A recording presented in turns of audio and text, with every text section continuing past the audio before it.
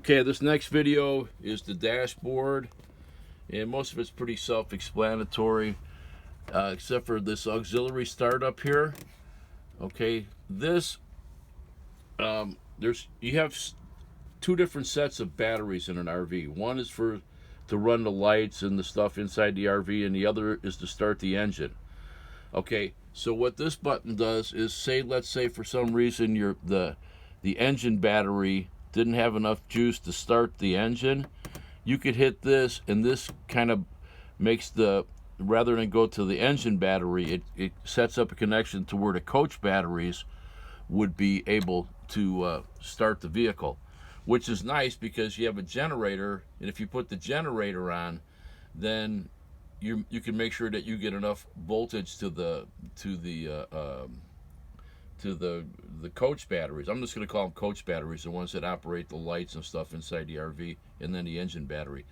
So I'll show you those in a little while, but basically that's, if you can't start the car, you can just hit that button and you'll get a jump off of the coach batteries. And of course, if the coach batteries were run down, which should never happen, but if it were to happen, you could start your generator, let that go for a while until your coach batteries got up to enough charge, and then you can start the thing over here. Okay, overdrive, I think you can pretty much just leave that on all the time. I do. It's just, try to get a little bit better gas mileage, I think.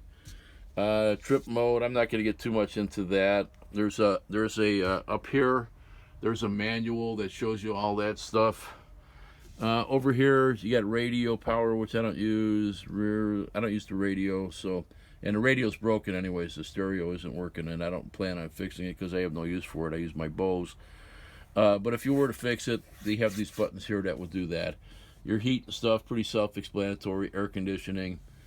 Up here is your backup camera. There's an on-off switch for that, and so focusing things and stuff like that. I just get it towards on, and that's about all.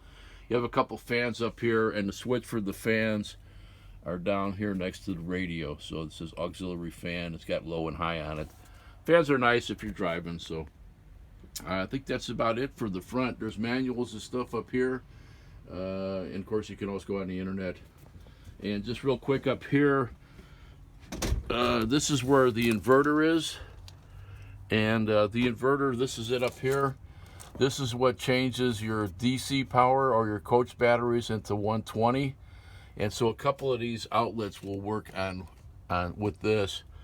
Specifically, this one over here, I think, works off of the coach batteries in case you want to plug in computers or whatever. I also got a VCR and a DVD in here, which I keep in case I'm camping someplace where I can't get the internet. These things are pretty much just move them around. There's nothing there. I think that's it for the front of the RV. All right, bye.